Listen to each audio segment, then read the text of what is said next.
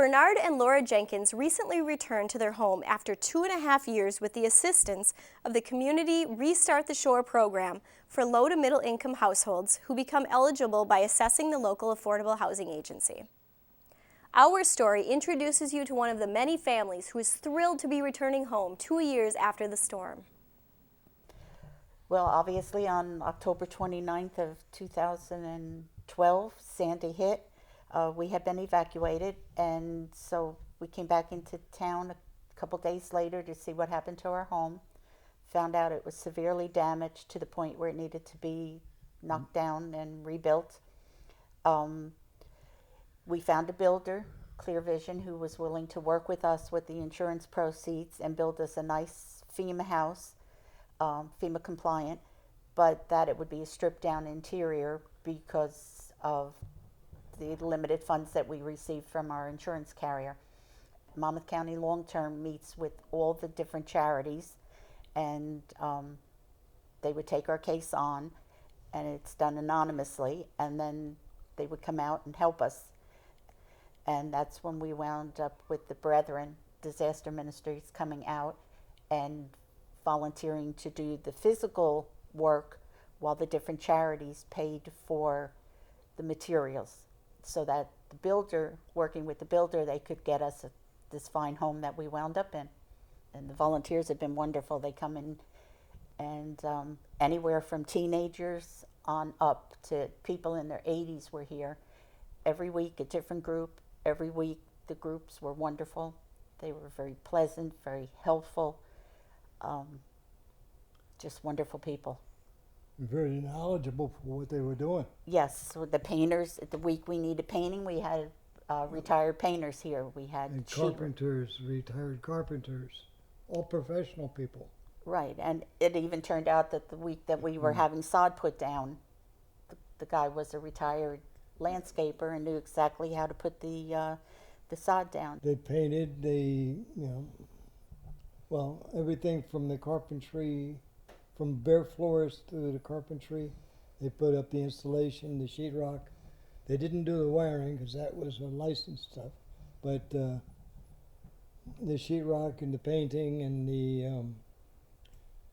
the final finishing. They even helped install some of the lights, and they were so helpful. We didn't even have to ask. They suggested, perhaps maybe we could do this. Can we help you do that? It was beyond, belief what they did for us. Yes, and they were, on top of everything else, they were friendly, polite, respectful of our property, constantly asking permission. Can we do this? Can we do that?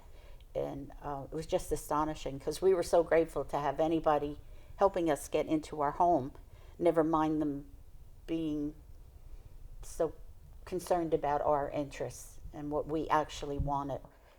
While it's volunteers, they matched what we needed and the other homes with the type of volunteers that they had that week. And it worked out very well. We have a beautiful home, well made. Even our builder was shocked at how well it was put together from volunteers. The coordinator we had was fantastic. He coordinated everything with the volunteers, and then back to with like Chrissy, and our general contractor. Right. So everybody was kept in the loop. Everything went around so smoothly, and without the Brethren or the different charities, I don't think we could have got in as soon as we did. No. We'd still be out on the streets. So we're very happy with it. Very happy.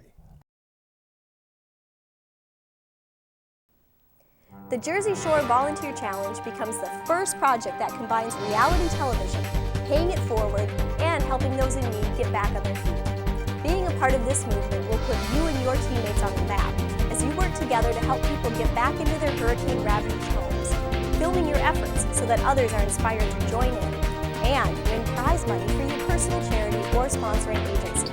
This win-win opportunity begins now. Anyone can be great because anyone can serve. We are honoring the birthday of Dr. Martin Luther King with a day of service, making banners that just say thank you to the awesome job that our fire and our police do. We have a team that is putting together move-in kits for men who are ready to transition into independent living. We also have a team of people that are making placemats for the Children's Inn. On this bicentennial anniversary of these momentous events, volunteers created a replica by hand, just as the original was made.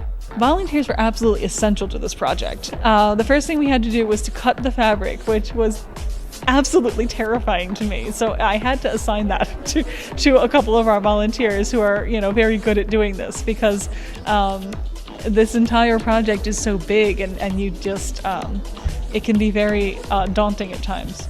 Our volunteers are fabulous women, and they are real artists when it comes to stitching and sewing. We did have a family from Hong Kong, and I had the privilege of sitting down and helping them put their stitches in. They were excited about it, and I was just as excited to have them here. Saw people from all over the world, all over the country that came in to just put a stitch in the flag. And it's an exciting project. I'm so glad that I became a part of it. I've been coming up, I think this is the 6th time I've been here. I've been coming up with a couple of friends and stitching, working on the flag kits, doing just about anything that needed to be done. I'm at the Travel and Adventure Expo in Washington, D.C. Today I'm here with Don Wildman, one of the stars of Travel Channel, Mysteries at the Museum. An adventurer's daring quest for greatness. This is a show that's in its 7th season now. Mysteries at the Museum goes through 6 different mysteries, 6 different artifacts every show, and tells these sort of interesting, twisted stories behind them. It's very cool. It's an educational show as well as sort of a mystery show. It's really neat. I'm a big history fan, and so to be able to tell history in a really cool way, that's why it's a popular show. People kind of write in all the time and tell me how interesting the stories were. Even the artifacts that were familiar to them are things that they haven't learned before. What are some of the most interesting volunteer opportunities that you've done or that you are looking forward to doing in the future? Volunteerism is very important to me. I was really raised on the stuff. I was born into Quakerism, which is a religion that really supports that effort. Their premier organization is the AFSC, American Friends Service Committee, which basically goes around the world volunteering in different communities globally. It's a big challenge to society, especially American society. We have such a prosperous world that we grow up in. We're so fortunate. But to be able to turn our eyes away to people who are not so fortunate is really critical. Hope to land in a place where I can help my local community do better.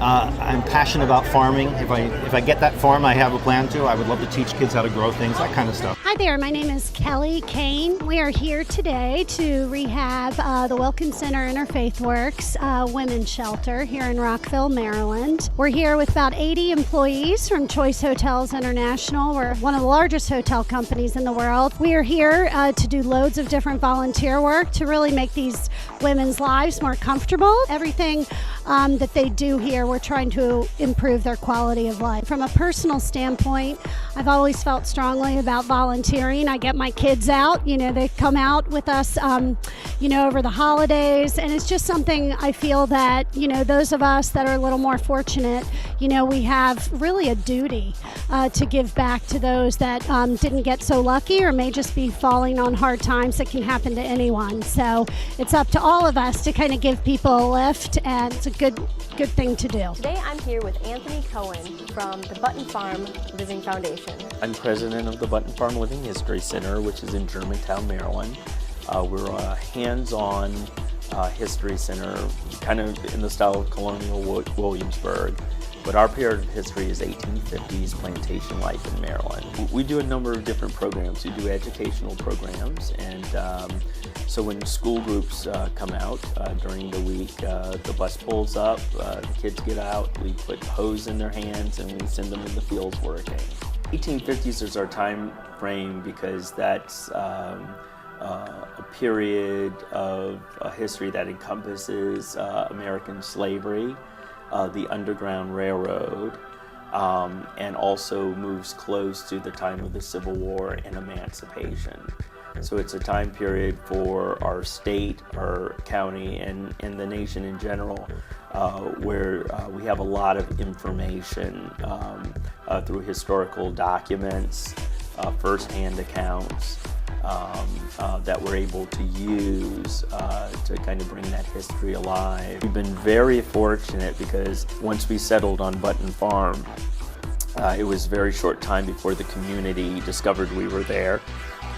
And we, I guess, originally thought, you know, we'd raise the money, we'd fix up the farm and then open the doors to the public. The public wasn't having that. They wanted to be part of the expansion and the development and the growth of the farm. Our guest, Bud Philbrook, is a nonprofit entrepreneur, co-founder with his wife of Global Volunteers, which is celebrating its 30th anniversary. Our mission is to wage peace and promote justice. We engage average Americans in the process of making this a more peaceful world. And the way that happens is through friendship. So our volunteers work hand in hand with local people, and in that process they become friends. And friends, typically, when there's disputes, attempt to resolve them non-violently. And so our view is that the more friends there are in the world, the more peaceful dispute resolution there will be. And we promote justice the same way, because when you have a friend against whom an injustice is being perpetrated, you want to do something about it. Right. So the more friends in the world, the more justice there'll be in the world. The Clinton Global Initiative University, along with Booz Allen, USO, and Rebuilding Together, brought their efforts to the District of Columbia. Students from George Washington University and many other student volunteers gave their time and talents to helping district residents fix their homes. Chelsea Clinton and the former president attended the ceremony held at Kelly Miller Middle School. Along with D.C. Congresswoman Eleanor Holmes Norton, Richard J. Wilhelm of Booz Allen, and over 1,000 volunteers from the USO and Rebuilding Together. Students from around the country were selected for their activism and unique approaches to solving housing, hunger, and societal issues around the globe. The university initiative at the Clinton Foundation brings the students together to share their ideas, learn from each other, and experience the opportunity to volunteer in other communities. My name is Mary Ellen Isaacs, and we're here in Washington, D.C. at the National Conference on Volunteering and Service. And this group behind us, we are putting together 100,000 meals for the Capital Area Food Bank here in D.C. I think it's everyone here at this conference is a volunteer of one kind or another, and we truly believe that you get more back from volunteering than you even give. And it's just a great opportunity to serve your community, to get out and make the world a better place. Good Deeds Day started in Israel 7 years ago. We've been growing every year. This year in Israel, 370,000 people went out to do a good deed in 5,200 projects. It's crossed all borders, cultural borders, young, old, all religions. It's quite amazing. And we're out of Israel now, 50 different countries going out to do a good deed. And we're here in Washington where there's 3,200 people going out to do a good deed. Here in the Jewish Community Center, they're making sandwiches for the homeless. And this morning I was in Common Farming, where they farm and give the food to the homeless as well. So it's quite amazing. The idea of Good Deeds Day is that everyone can do a good deed, big or small. If you want to go out and volunteer for a cause, that's great. Donate, that's great. But I keep saying to everyone that the idea is simple. A smile that brightens someone else's day is a good deed. If you see a piece of garbage in the street, pick it up, throw it in the trash. That's a good deed. Take your grandma to lunch. That's a good deed. So everybody's connecting.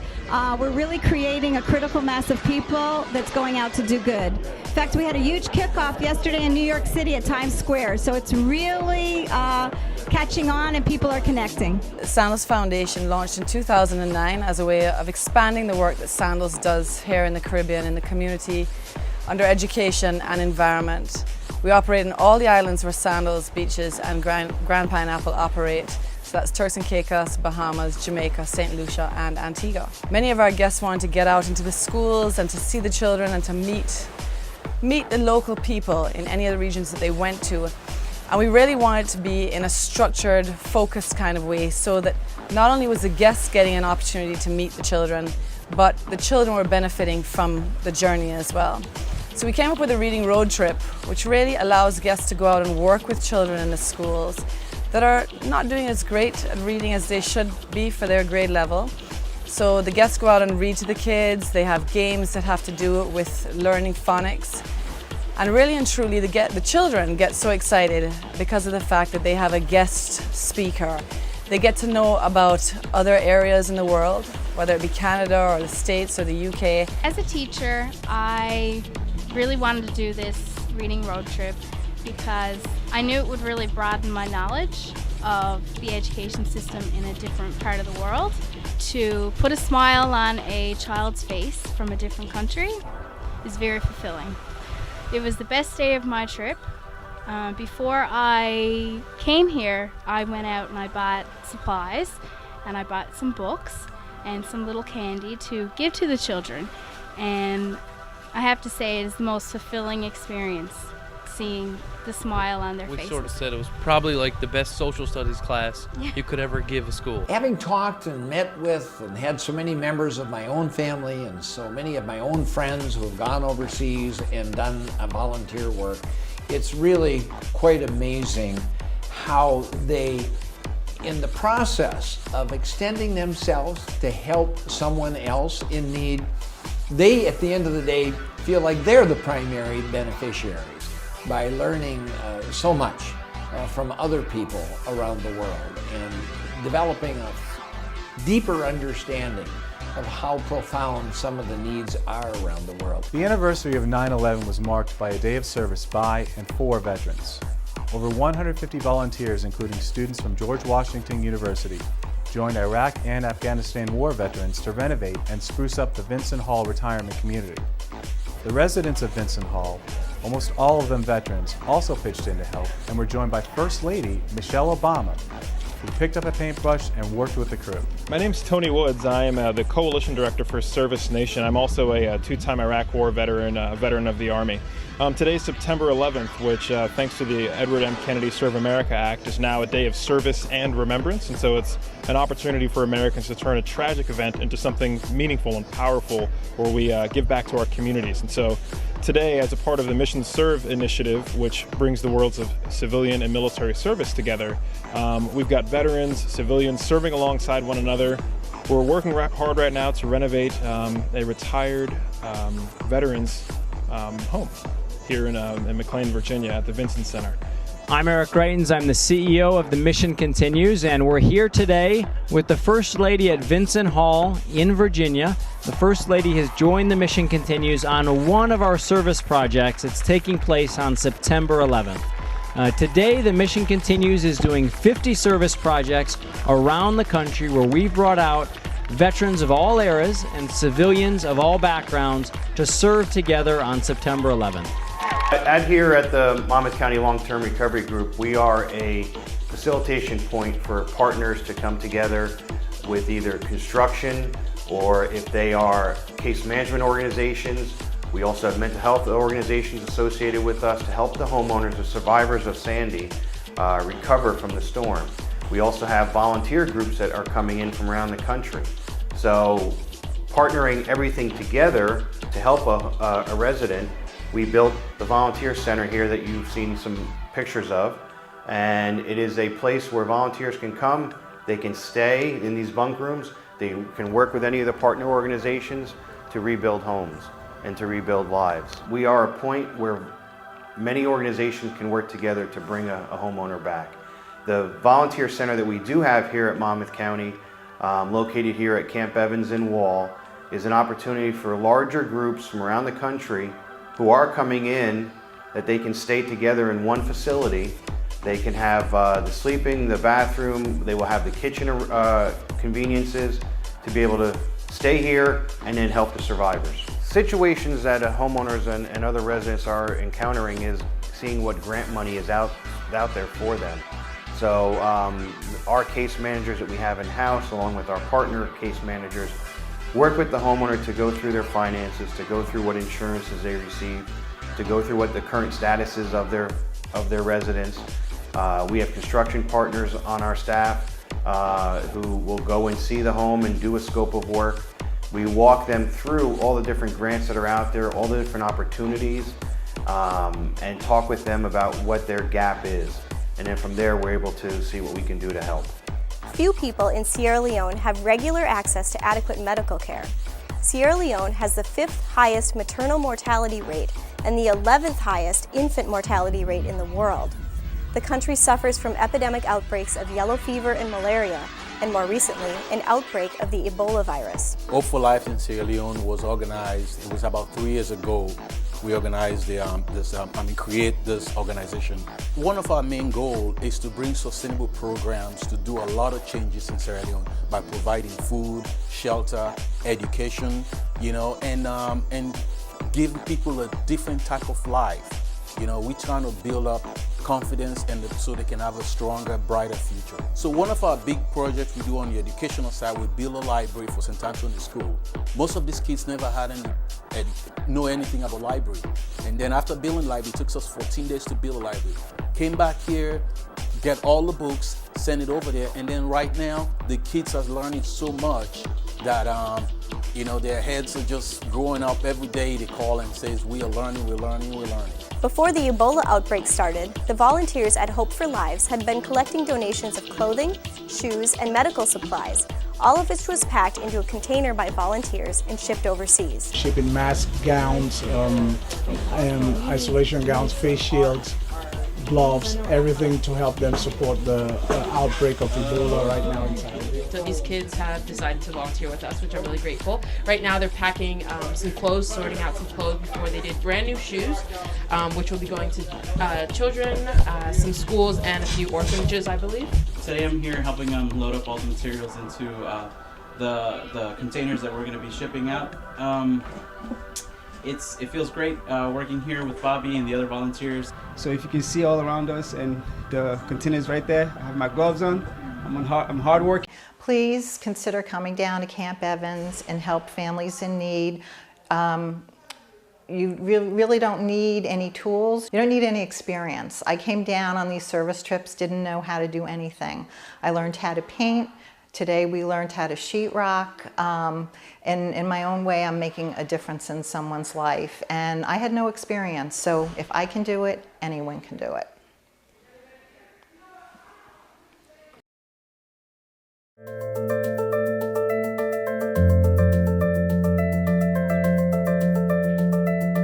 Today we're visiting a local community that's part of the Achuar tribe. There are about 20 families that live here, and we're gonna meet the shaman and show you what it's like to live in the Amazon today. And as you can see, we got a little buddy out here, a little dog, some chickens, some roosters, and then this is their home. And the shaman greets on one side people who come here, and on the other side is where the family does the work. And they like to keep it separate. The women stay on that side, and the shaman, the male, stays on this side. And so we're gonna go inside and take a visit. Inyahe. Thank you. I wanted to thank him for letting us into his home. And like I mentioned, this is the area where he greets people, the social part of his home. And over here, you'll see this is where the women do the work. And they gave us a welcoming drink when we originally came here, and we spent some time chatting, and we watched the ladies work. This is his wife, and this is his daughter, and they're here working. And this is where they sleep. And as you notice, they've got the netting because of the mosquitoes, but this is obviously a dual working place where they work and they live. One of the things I noticed when I came in were the clothes. Very much Western style, because in the 1970s, the missionaries came and they are now Catholic. And part of the missionaries coming here, the background were the tribes that were around here. Even within the community, sometimes there was a lot of fighting. And with the introduction of Catholicism, the fighting dissipated, and now some of the Western culture is coming to bear. When I spend time with people from different cultures, I always uncover something interesting. This shaman talked to me about his training. Did you know that part of his training is going 6 months without sex? How about this? He had to do hallucinogenics in order to enter an altered state so he could tap the resources that would help him heal people when he came back to his community. Well, with that said, my crew thought it'd be a great idea if I entered an altered state. Well, I quickly thought about it, processed it, pictured myself running naked through the rainforest with two guys filming it while I was on drugs, and decided probably not the best career move, Murph. So instead, I sat down, learned more about the community, and how as recently as 2011 is the first time anything's changed when they introduced electricity to this small community.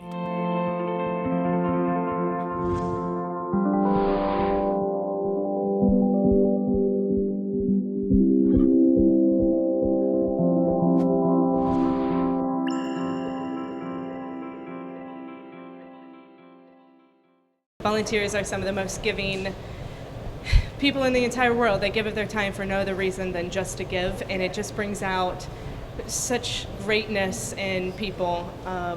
The people who receive the assistance are so appreciative. Make every outing memorable. Exploring cities new and old can be overwhelming. With so many options, it's often hard to decide which adventures to choose. Field Trip, a mobile app available on the App Store and Google Play, takes your selected interests into account and notifies you when something interesting is nearby. The app curates architecture, historic places and events, lifestyle, offers and deals, food, drinks and fun, movie locations, outdoor art and obscure places of interest based on your location. Field Trip even lets you share your experiences immediately through email or social networking platforms. Download the app to start discovering hidden gems and planning your next field trip.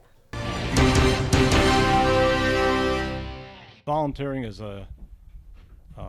not a profitable thing, but it is a profitable as far as the experience and the feeling that you get from wanting to help others.